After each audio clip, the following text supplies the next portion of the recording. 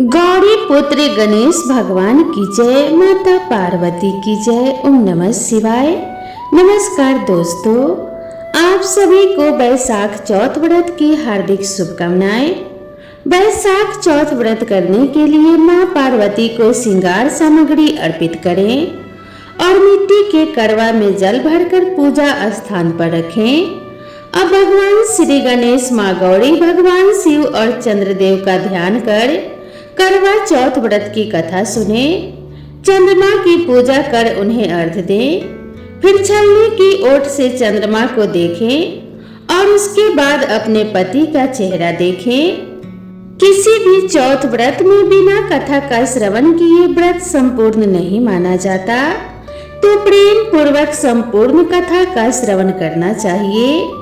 तो मां पार्वती और भगवान श्री गणेश जी के चरणों का ध्यान करते हुए चलिए कथा का श्रवण करते हैं। एक गांव में एक सेठ और सेठानी रहते थे। उनको एक बेटा और एक बहू थी। बहू बर्तन मांजकर पानी डालने नीचे जाती तो आस पड़ोस की औरतें उससे पूछती, आज खाने में क्या खाया? तो वह कहती, बासी कुसी तरबासी। एक दिन जब वह बर्तन मांजकर पानी फेंकने गई तो रोजाना की तरह औरतों ने पूछा कि आज क्या खाया? तो फिर उसने यही जवाब दिया, बासी कुसी तरबासी। उस दिन सेठ के बेटे ने नीचे उतरते हुए उसकी यह बात सुन ली और मन में सोचने लगा, अभी तो यह ताजा भोजन करके आई है, फिर भी इसने दूसरों को बासी कुर्सी क्यों बताया? दूसरे दिन उसने माँ से कहकर खीर खार का भोजन बनवाया। माँ, बेटा और बहू तीनों ने बड़ी प्रसन्नता से भोजन किया। बहू बर्तन मांजकर पानी को नीचे डालने गई तो पीछे पीछे उसका आदमी भी गया। आज भी हमेशा की तरह औरतों ने पूछा कि आज क्या खाया? तो उसने वही जवाब दिया, बासी कुर्सी तरबासी। उसके आदमी को बहुत गुस्सा आया, आज तो मेरे सामने खीर खार का भोजन किया है, फिर भी यह बासी कुर्सी बता रही है, इसमें क्या रहस्य है? इस बात को समझने के लिए वह रात का इंतजार करने लगा। जब रात हुई और यह कमरे में आई तो उसके आदमी ने पूछा कि आज तूने खीर का भोजन किया, फिर भी पड़ोसी औरतों को बासी कुर्सी क्यों बताया? तब बहू मुस्कुराकर बोली कि आपके दादा परदादाओं की कमाई है, तो वह बासी कुर्सी हुई या नहीं?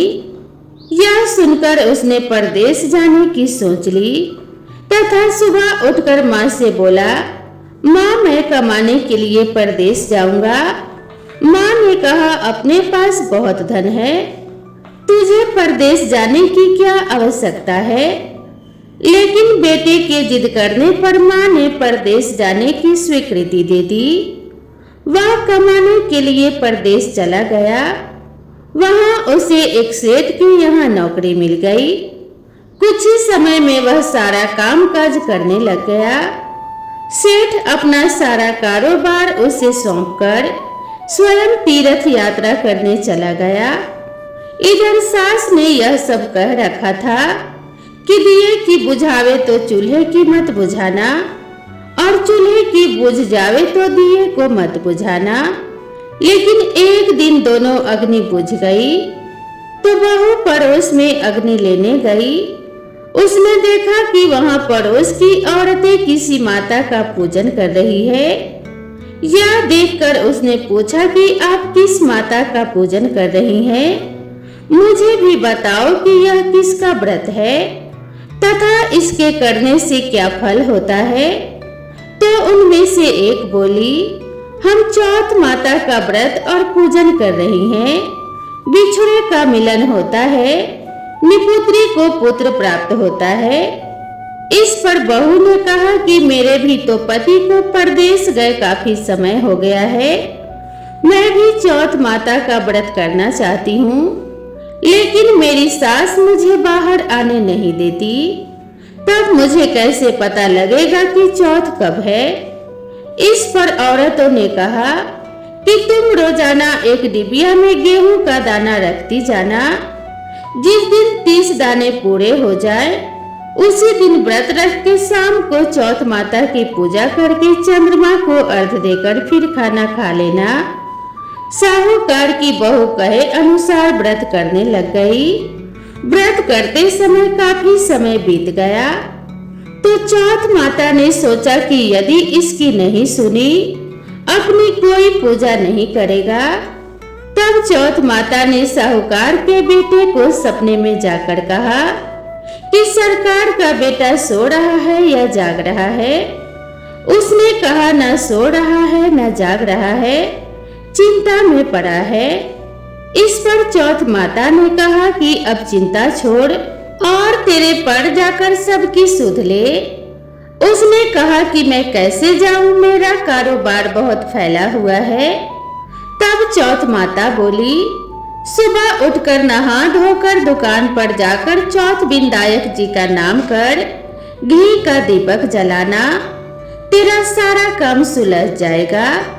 सुबह उसने वैसा ही किया। देखते ही देखते सारा हिसाब किताब हो गया और उसने घर जाने की तैयारी कर ली।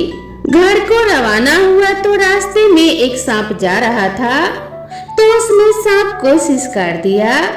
सांप ने गुस्से में आकर कहा कि मैं तो अपनी 100 साल की उम्र पूरी करके मुक्ति पाने जा रहा था, तूने बाधा डाल दिया, अब मैं तुझे डसूंगा।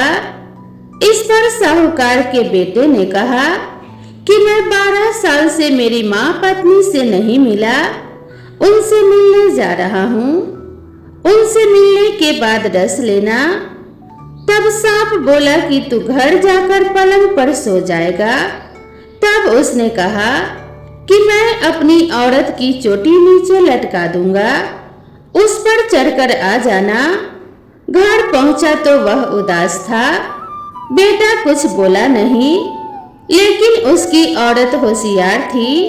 सब बात पता करके उसने एक कमरे की सीढ़ी पर दूध, दूसरी पर चूरमा, बालू, रेत, इत्र, फूल आदि 7 सीढ़ियों पर 7 वस्तु रख दी। आधी रात को फुफकारता हुआ सांप आया और सभी वस्तुओं का आनंद लेकर खुश हुआ, लेकिन वचनों में बंधा हुआ था सो डसना तो था। चौथ विनायक जी ने सोचा कि इसकी रक्षा नहीं की तो कलयुग में अपने को कौन पूजेगा। चौथ माता तलवार बनी, विनायक जी ढाल बने और जैसे ही सांप डसने लगा तो उसे मार दिया। साहूकार के बेटे को नींद नहीं आ रही थी। सांप के मरते ही उसने अपनी पत्नी को उठाया और चौपड़ पासे खेलने लगा। माँ ने सोचा कि बेटा तो थका हारा आया था, लेकिन बहू क्यों नहीं उठी। बेटे बहू को देर से सोता देख माँ उन्हें देखने गई तो बेटा बहू चौपड़ पासा खेल रहे थे। तब माँ ने पूछा कि बाहर खून ही खून क्यों बिखरा हुआ है। तब बेटे और बहू ने सारी बात बताई। तब माँ ने पूछा कि ऐसा कैसे और किस प्रकार हुआ। तब बहू ने कहा कि यह सब चौथ माता के व्रत के प्रभाव से हुआ और इसी से मेरी सुहाग की रक्षा हुई है। तब सासू माँ पूछने लगी कि बहू तूने चौथ माता का व्रत कब किया। तब बहू ने सारा हाल कह सुनाया और कहा कि जब वो पड़ोसन से आग लेने गई थी तो सभी पड़ोसने चौथ माता का व्रत कर रही थी। तभी मैंने उनसे चौथ माता की व्रत की विधि और कथा पूछ ली और तभी से मैं भी चौथ माता का व्रत करने लगी और आज चौथ माता की कृपा से ही मेरे सुहाग की रक्षा हुई है। जो भी स्त्रियां चौथ माता का व्रत एवं पूजन करती हैं, उनका सुहाग सदा अखंड रहता है। वे कभी वैधव्य का दुख नहीं भोगती। माता पार्वती और भगवान श्री गणेश की कृपा से उनके सुहाग पे कभी कोई आंच नहीं आता। चौथ माता स्त्रियों की सुहाग की सदैव रक्षा करती हैं, उन्हें सदैव सौभाग्यवती रहने का आशीर्वाद प्रदान करती हैं। तो प्रेम से बोलिए चौथ माता की जय, माता पार्वती की जय, भगवान श्री गणेश जी की जय। ओम नमः शिवाय। अब हम बैसाख चौथ व्रत की दूसरी कथा का श्रवण करेंगे। एक बुढ़िया माई थी, उसके गांव लियो बसलियो नाम के 2 बेटे थे। बुढ़िया माई बेटों के लिए 12 महीनों की 12 चौथ व्रत करती। बेटा जंगल से लकड़ी लाता, दोनों माँ बेटा उनको बेचकर गुजारा करते थे। बुढ़िया माई रोजाना लकड़ियों में से 2 लकड़ी अलग रख लेती और चौथ के दिन बेटा से छुपाकर बेचकर सामान लेकर आती। फिर 5 चूरमा के पिंड बनाती, एक बेटा को खिलाती और एक स्वयं खाती। एक चौथ माता को चढ़ाती, वो बांट देती। एक दिन चौथ के दिन बेटा अपनी पड़ोसन के घर गया। उसने चूरमा के लड्डू बना रखे थे, तो उसने पूछा कि आज क्या है। सो चूरमा के लड्डू बनाए हैं। पड़ोसन बोली कि मैंने तो आज ही बनाया है, तेरी माँ तो हर चौथ के दिन बनाती है, तुमको आज दिया था क्या? बेटा बोला दिया तो था, पर पड़ोसन बोली कि तुम लकड़ियां लेकर आते हो जिसमें से तेरी माँ छुपाकर बेचकर चूरमा बनाती है।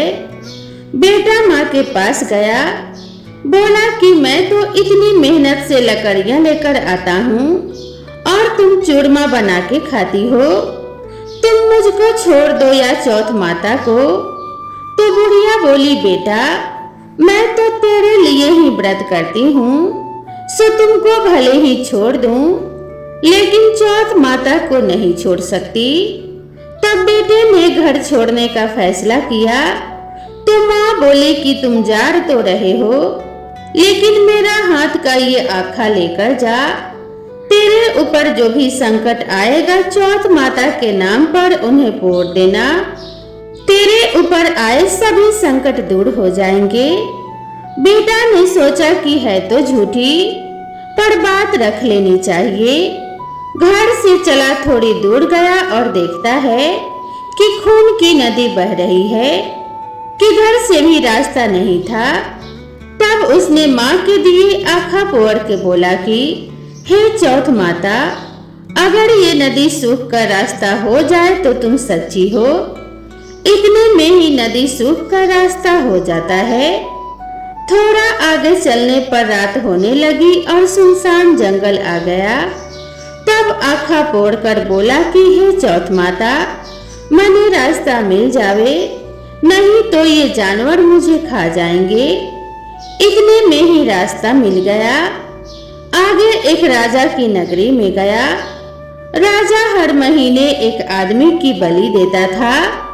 वह एक बुढ़िया के घर में गया तो देखता है कि बुढ़िया माई रोटी बनाते हुए रो रही थी। तब उसने पूछा कि माई तुम क्यों रो रही हो?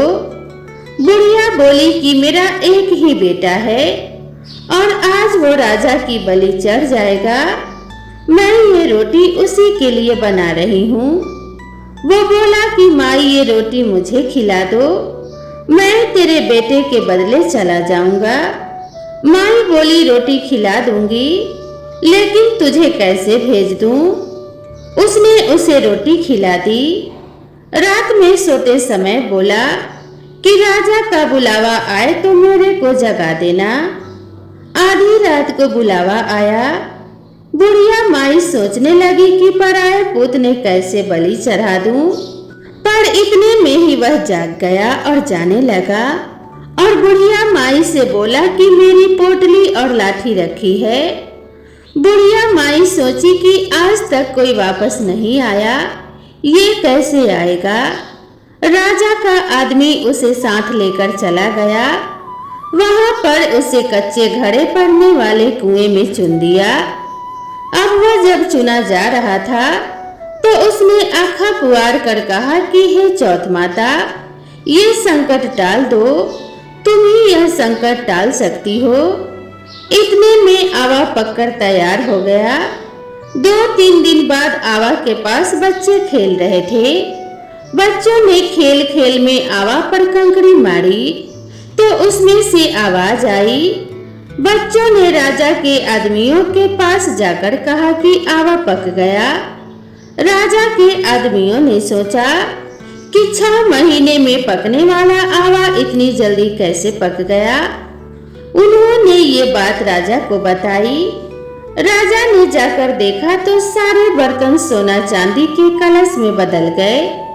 वे बर्तन उतारने लगा तो अंदर से आवाज आई कि धीरे धीरे उतारना अंदर मानस है। राजा ने सोचा कि इसमें तो पहले ही कभी कोई आवाज नहीं आई। राजा ने पूछा कि तुम कौन हो? तो उसने अंदर से कहा, मैं तो वही हूँ जिसे आपने 3 दिन पहले इसमें चुनकर बलि दी थी। उन्होंने खोलकर देखा तो अंदर वही आदमी है जिसे 3 दिन पहले उन्होंने इस आवा में चुनकर बलि चढ़ा दी थी। उन्होंने सारी बात बताई। उसे महल में ले जाया गया। राजा ने पूछा कि तुम कौन हो और बच कैसे गए? तो उसने कहा कि मेरी माँ चौथ माता का व्रत करती है, उसी की वजह से बच गया। तब राजा ने कहा कि ये सब झूठ है, इसकी परीक्षा लेनी होगी।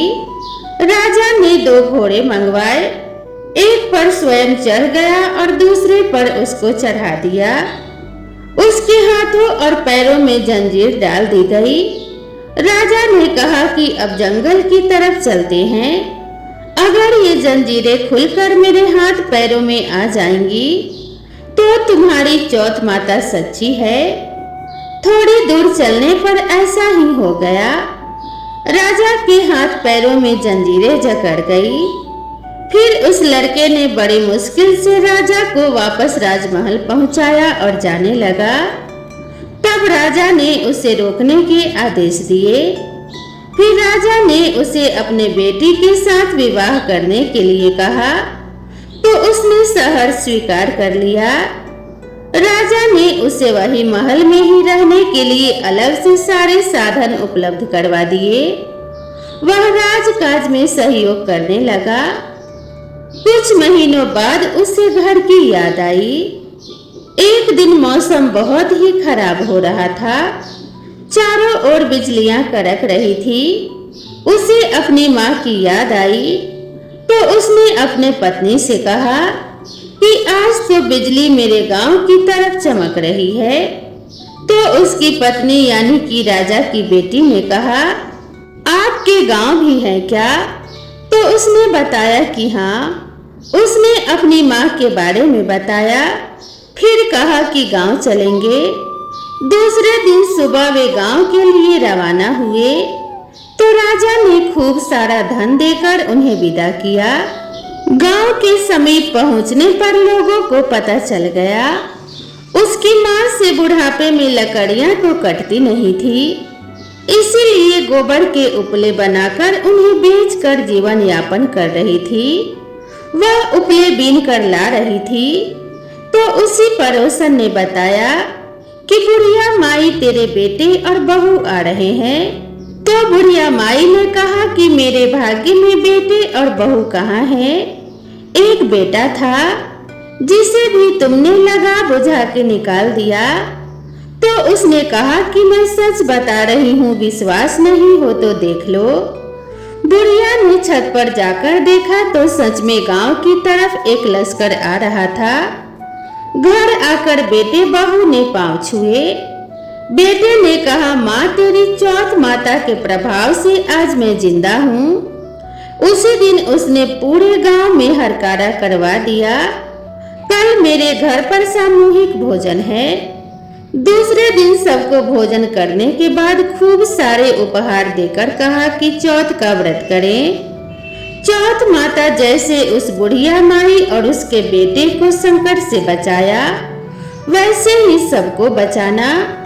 कथा को पढ़ने वाले को, सुनने वाले को और हुंकारा भरने वाले को सभी संकटों से बचाना, उनका कल्याण करना, अपने भक्तों की सदा रक्षा करना। चौथ माता की कृपा से सभी के संकट दूर हो और सभी स्त्रियों का सुहाग और सौभाग्य बना रहे, इसी मंगल कामना के साथ आप सभी से विदा लेती हूँ। मिलते हैं इसी तरह के नेक्स्ट वीडियो में, तब तक के लिए राधे राधे।